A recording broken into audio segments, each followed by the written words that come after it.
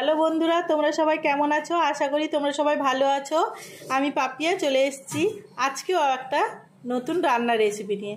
আজকে আমি রান্না করব তোপসে মাছের ঝাল।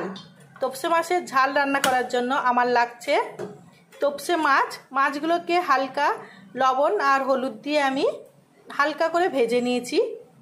এখানে নিয়েছি ছোট্ট একটা সাইজের পেঁয়াজ কুচিয়ে নিয়েছি, সর্ষে বাটা, দুটো তিনটে কাঁচা লঙ্কা চিড়ে নিয়েছি সামান্য পরিমাণ হলুদ, নিয়েছি 5 ফোড়ন আর নিয়েছি লবণ। রান্নাটা আমি কিভাবে করছি এখন দেখে নেব। আমি কড়াটা গরম করতে বসিয়ে দিয়েছি, গরম হয়ে গেছে। এখন অল্প একটু সর্ষের তেল দিয়ে দেব।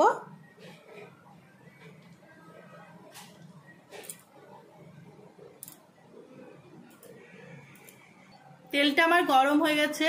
এখন তেলের মধ্যে দিয়ে দেব 5 ফোড়ন,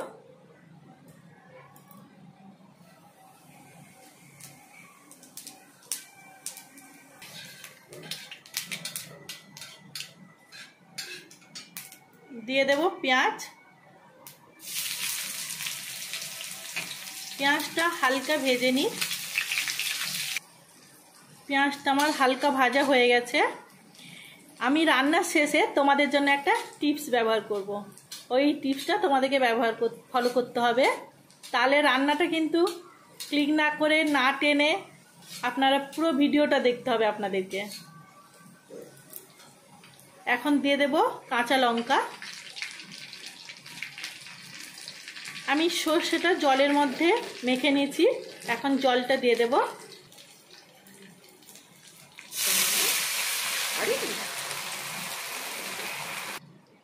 এখন দিয়ে দেবো সামান্য পরিমাণ জল। এখন আমি মাছগুলো দিয়ে দেব।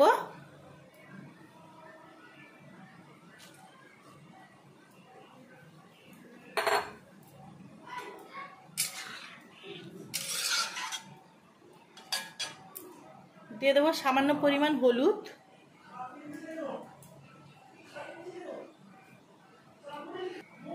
লবণ,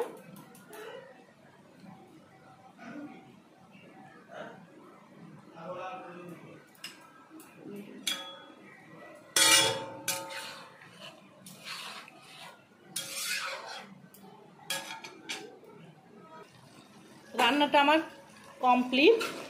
নামিয়ে নেব। নামানোর আগে আমি দিয়ে দেব এর মধ্যে সামান্য পরিমাণ সর্ষের তেল।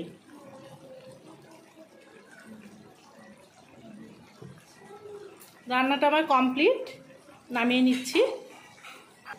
রান্না আমার কমপ্লিট, নামিয়ে নিয়েছি। তোমরা এইভাবেই রান্না করবে। এবার বলছিলাম যেটা টিপস হিসাবে আমার থাকবে, ঝাল দেওয়ায় কখনো তোমরা ফোড়ন হিসেবে শুকনো লঙ্কা ব্যবহার করবে না।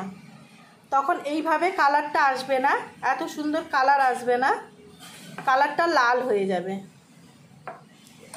আমার এই রান্নাটা যদি আপনাদের ভালো লেগে থাকে অবশ্যই লাইক করবে, শেয়ার করবে, পাশে থাকা বেল আইকনটি প্রেস করে আমার চ্যানেলটাকে সাবস্ক্রাইব করবে।